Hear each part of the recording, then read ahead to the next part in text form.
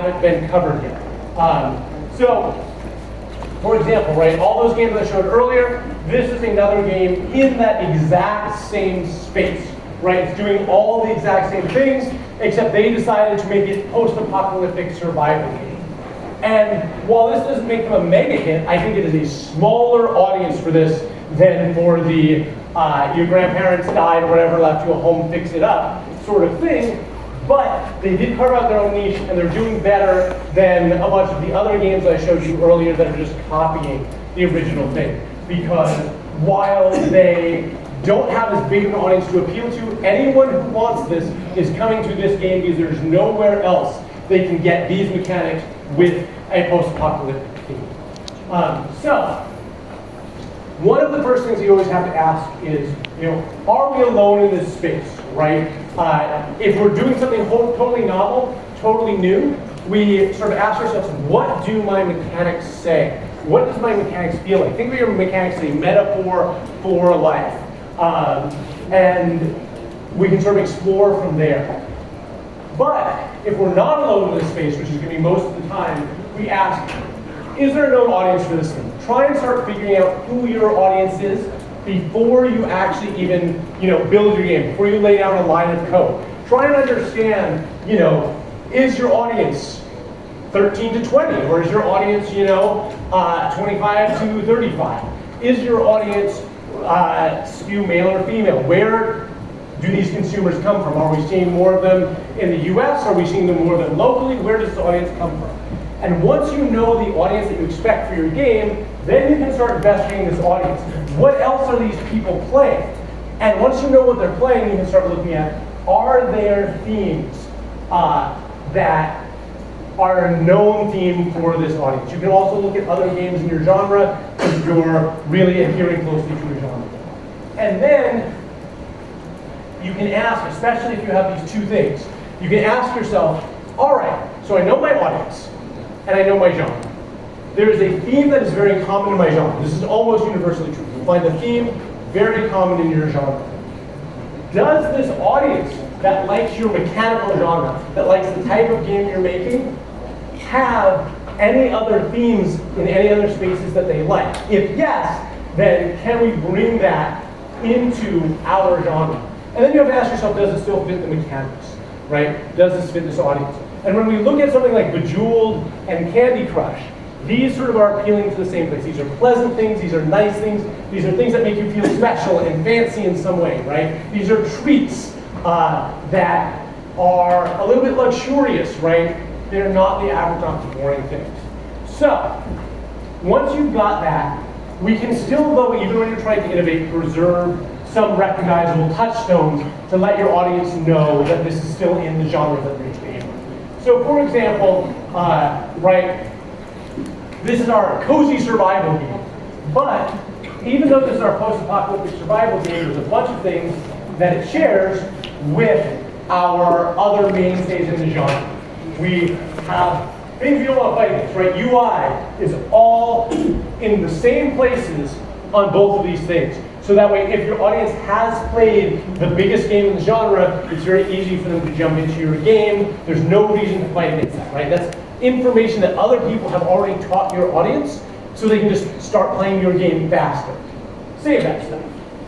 And then there's some art style stuff, which I'm sure we'll get to talking more about soon. But if you look at these characters, right, one, their face ratio is exactly the same.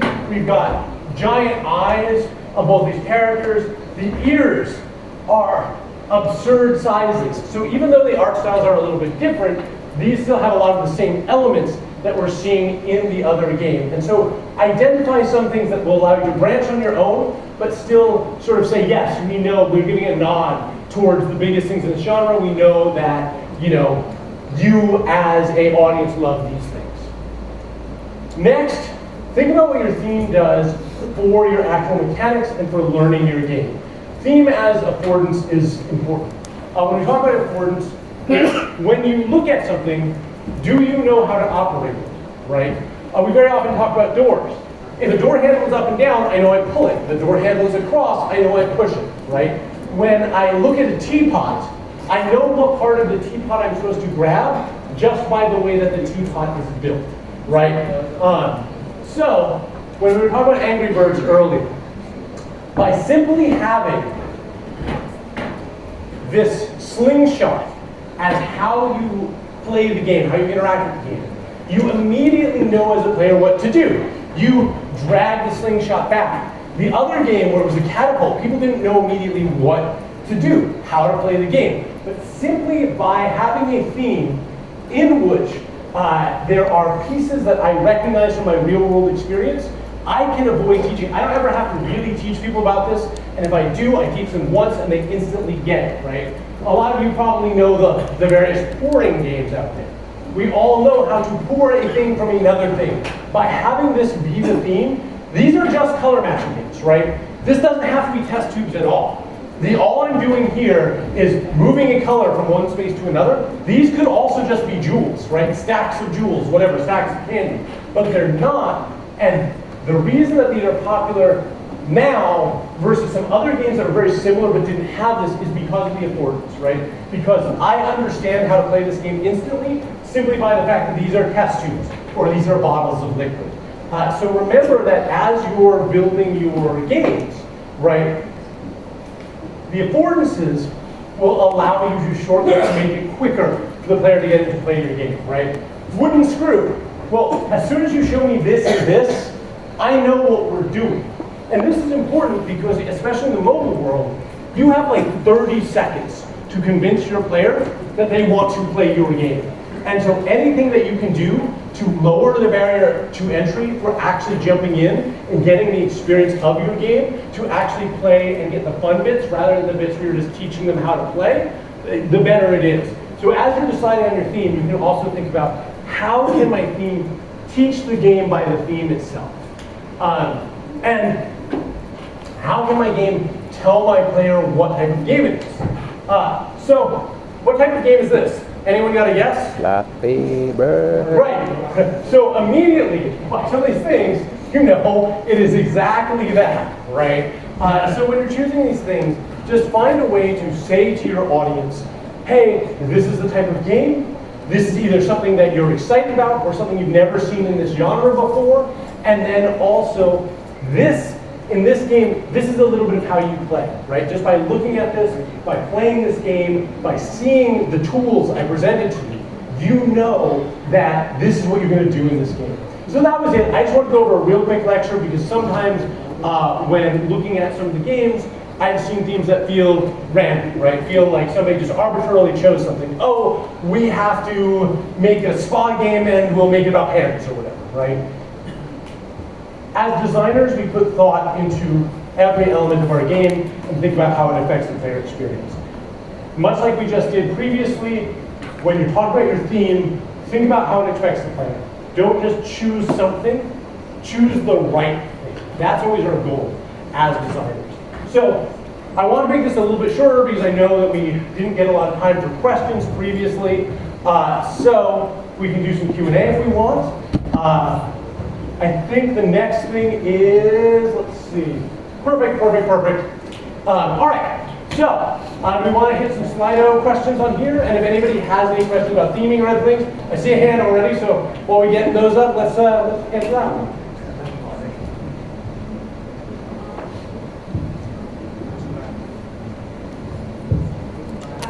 Since you mentioned about know your audience very well before you start to design the game, I want to ask how can we know where our target audience, who are they? Because if the game has already on the market, we can use some tools to know the same games that has the audience. But if the game we are developing is so new that we don't know yet who gonna like this game, what are you going to do? So if your game is so radically different, it's so brand new, that nobody has seen it before, and you have nothing you can possibly compare it to, right? It shares no elements with other games. One, that's amazing and I want to play it, and two, there it unfortunately is sort of use your gut, right? Like as designers, as people who have been developing games for a long period of time, you should have a sort of sense for who you believe is the target audience. You may be wrong, you'll have to adjust as you get your metrics. But if you're really doing something so cutting edge that you're pushing the boundaries, your sale point is the fact that you're pushing those boundaries.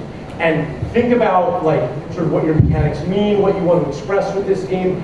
And as much as I hate to say it, because this is the worst way in some ways, like play the game yourself. Ask yourself what you would want to do. Talk to your team, right, who understand the game, and say, hey, if this was about cats, would you be into it, right? And just start trying to figure out, because you don't have good metrics. There is no other way. On the other hand, if you tell me that you're making a swap game, right, like if you're making a Candy Crush competitor, you can immediately look at Candy Crush and go, okay, here's their audience. There's plenty of ways you can get at least vague sense of their demographics and build off that. And if we're building like games that combine two different things, we can look at both of them and say, okay, which do we want to lean into more? Where is the overlap in these audiences? But if you're really doing something new, you just gotta trust your heart. Can I just chime in here? Yeah. Mình nghĩ đây là cái câu hỏi rất là hay ấy. Việt Nam mình designer, các bạn mình nghĩ là làm rất là tốt cái việc là nhìn vào tín hiệu cộng với lại nhìn vào data, đúng không? Một việc mà chúng ta có thể làm nhiều hơn ấy, đấy là lắng nghe tiếng lòng của mình. Đó, bởi vì các bạn làm nghệ thuật mà nhiều khi ấy, chúng ta không thể phục vụ được tất cả mọi người. Steve Jobs cũng vậy thôi, anh ấy cũng là người gọi là đi một mình một đường, gọi là không lắng nghe ý kiến của người khác nhiều, bởi vì là bản thân mình là cái người mà biết mình muốn gì và mình dẫn dắt người ta đi theo mình. Thì mình nghĩ là có một cái điểm dung hòa để là chúng ta có thể làm tốt cả hai bên, chúng ta lắng nghe, chúng ta nhìn tín hiệu. Ngược lại ấy, khi mà chúng ta đã ở trong cái ngành này đủ lâu rồi ấy, đó, khi mà chúng ta có cái good judgment của nó, khi biết là cái năng lực của team và năng lực của mình là cái gì và chúng ta muốn xây dựng cái gì, thì nó sẽ giúp cho chúng ta định hướng được là chúng ta muốn làm cái dòng game này cho những cái người như thế này. Bây giờ có rất là nhiều câu hỏi thì chúng ta sẽ, các bạn cue lên trên màn hình của mình được không? And if you guys have anything to chime in on this front, by the way, feel free to throw in. All right, so should we just hit up some of these?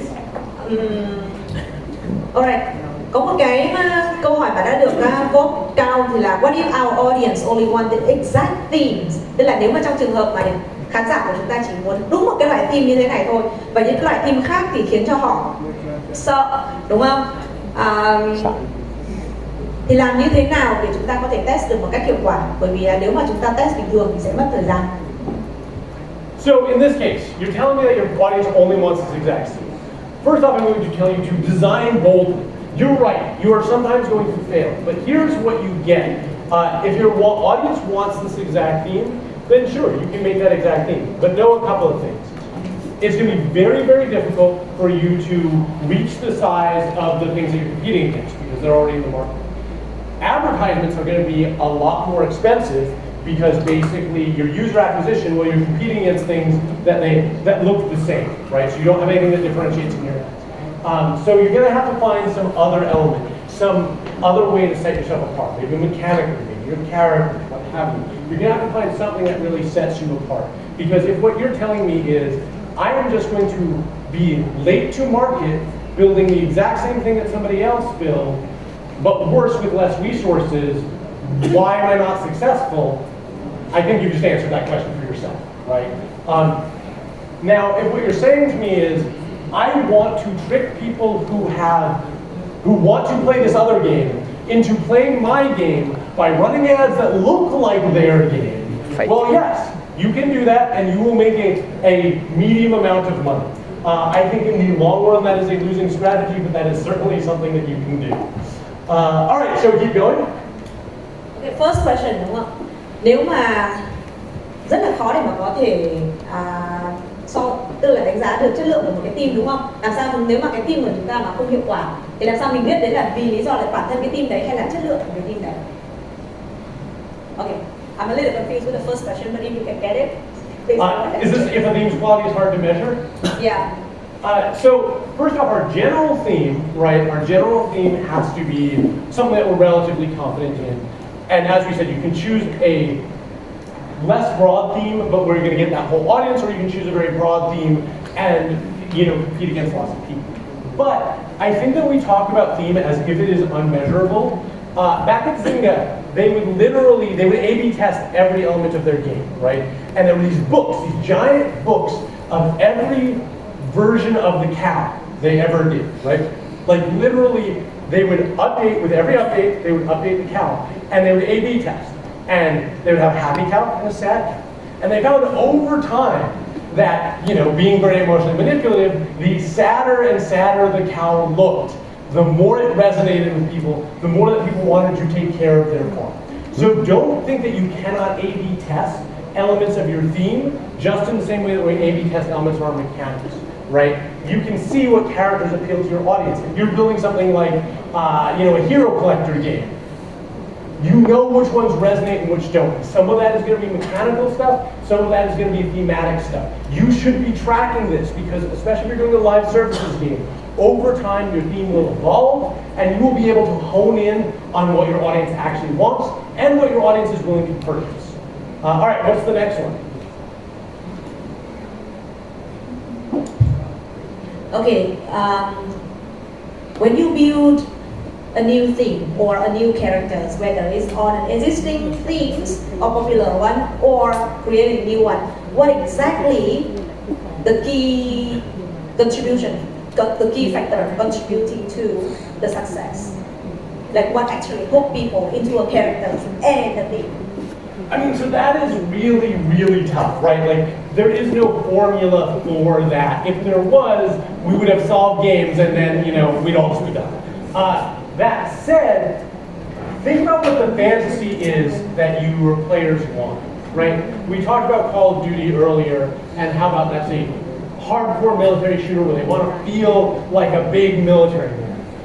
One of the things that they're stumbling with right now is they decided that if Fortnite was making a bunch of money, so they could compete with Fortnite. But people didn't want that theme, right? Call of Duty is still doing well, but as soon as they started selling, clown suits for your big military man, it started to unravel. So think about what the fantasy is, what it is not only on the mechanical side, but what you're actually selling to these people, right? What is the fantasy of repairing your grandmother's house, right? Having this big mansion with it. What is the fantasy of each of these things? And then figure out, take every element of your character, every element of your theme that you can to reinforce that fantasy, right? Just play it out in your mind. If I was actually living this story, if I was living this experience, if this was real, what's the coolest thing that could happen? What would I want to do in this space? And that will help guide you towards things that are thematically correct for you.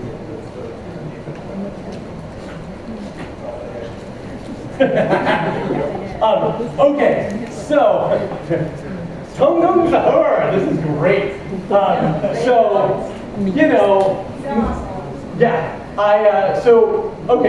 A good trending theme like Tung Tung Sahur, should we sell ourselves for that theme? If we don't understand it has a high chance of success, that's like Skibidi Toilet for us over in the US, right? I don't think so. I think that, a lot of that IP is very limited. If you want to make a quick cash grab, I think that you can do something in that space, and just honestly, it's what I hate to say it, you're only doing that to grab some revenue from some users. You're just going to shove that out the door as quickly and as cheaply as possible as you can. I don't think that's good in the long run, though. I don't think there's a lot of IP to hold on to here. We talked about Angry Birds earlier. One of the things that we will eventually find, they're Angry Birds movies, right? They're Angry Birds plushie toys. There are other games. They license this over and over again. If you really want to get gigantic, if you want to compete with the biggest game companies in the world, if we want to have, Vietnamese miHoYo or whatever, you have to be thinking about the strength of your IP in the long run. And so you should understand it. I don't think that you, as designers, should be playing in a space that you don't really understand, because you're not going to deliver on it as well as somebody who lives in that space, who loves that space. That said, I have had to work on many games where I have had to immerse myself in those worlds to understand them. I am not a big gun person. I have fired every gun of World War II because of Call of Duty, right? I have driven a T-34 tank. We talked about Farmville. I had to learn all the flowers of the English countryside, and then I went and planted them, right, in front of my house to figure out how this worked. So as a designer, especially when you're doing theme, like, live it, come to understand these things. Your job is to translate experience, right? To craft experience. And to craft experience, you have to have experiences. don't be afraid to really dive deep into some of these things. We're doing some cyberpunk stuff at my new company, and I have tried to consume all the cyberpunk media I possibly can, right? Read all the rule books for all the games in this area. Understand that audience, because there's something that people love there, and you can get to it if you're willing to do the work, right? If you're willing to try and immerse yourself and become part of that audience, or at least understand it. We probably have time for like one or two more. Yeah, I just want to add on to what you said. Bây giờ quan trọng nhất là khi mà chúng ta chọn team là chúng ta muốn cái gì thôi, đúng không? Có những cái team rất là ngắn ngày, giống như kiểu Skibidi Toilet chẳng hạn, nó cũng khoảng 6 tháng đến 1 năm thôi, sau đó là nó ngủ củ tỏi à. Cái quan trọng là chúng ta muốn kiếm tiền theo cái kiểu gì, chúng ta muốn xây dựng một cái sản phẩm đơn giản, đúng không? Chúng ta bắt trend, sau đó thì chúng ta lại tiếp tục trồng cấy những cái sản phẩm khác, hay là chúng ta muốn build một cái dài ngày, sau đó thì càng ngày chúng ta càng mở rộng ra, đúng không? Thì nó sẽ quyết định cái hướng đi của chúng ta. Còn nếu mà chúng ta muốn chọn một cái sản phẩm mà chúng ta muốn nuôi nó lâu dài, muốn trở thành Royal Match của thế giới, thì có lẽ là cái team này nó không phù hợp với chúng ta đâu nha. Maybe we do one more question. Sure, yeah. Có bạn nào có câu hỏi live không? Nếu không thì chúng ta sẽ quay trở lại Dory. Các bạn có thể kéo Dory xuống giúp mình được không? Do you think it's gonna be helpful for designer to enrich themselves with knowledge on cultural through books, movies, etc., or even meme for better, picking up things? Yeah, I mean, as a designer, you should always be learning, right? There is no aspect of the world that you're not going to incorporate into your games as you try to build these experiences. I have a master's in game design. I have an undergraduate degree in classics, right? In the mythology of the world. I use my undergraduate degree way more than I use my game design training. Every moment that you have, I really do think game design is a lens, right? Gabby laughs at me because I go into malls in every country I go into in the world to look at their mall. Why? Because malls have the same objective, right? The user experience that they're trying to create is to get you to go buy things. But different cultures have come to different solutions to that problem, and I want to see them. You should be continuously reading and immersing yourself in these things, but in every way you can, right? Everything from music to movies to other games, it's all valuable. Think of yourself as, if you're really dedicated to the craft, as someone who is conveying this to somebody who may not actually be as much of an expert as you are. You should become an expert in whatever your game is about. And honestly, even to add on to that, so Mike, okay, thank you. So much of our media today is mediated through the media that we're already consuming. Everything is a copy of a copy of a copy of a copy. One thing that you can do to really stand out is be more specific in your references and express real knowledge on your subject that players don't have. If they feel like they're learning, they're engaged. If you're talking about gardening, you're not copying the flowers in another game, you're actually bringing real knowledge that you have from it. You're going to be able to pull richer and more interesting things, and it's not going to feel as plastic as everything else. I think it's actually very important these days especially because everybody is experiencing so much stuff removed from the real world. The ability that you have to go out and experience something that is real and bring that to people is extremely valuable. Thank you. Thank you so much, James. Anything else? Can I off the stage? All right. Thank you awesome. so much, James. Good luck. I think you got an hour to rest before you have to come back.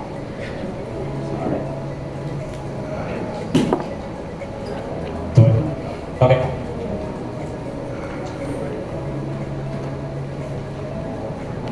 Rồi chúng ta đã nói xong câu chuyện về định hướng về team rồi đúng không? Thế còn định hướng nghệ thuật thì sao? Game Việt Nam có thể làm đẹp hơn, ấn tượng hơn nữa hay không? Đúng không?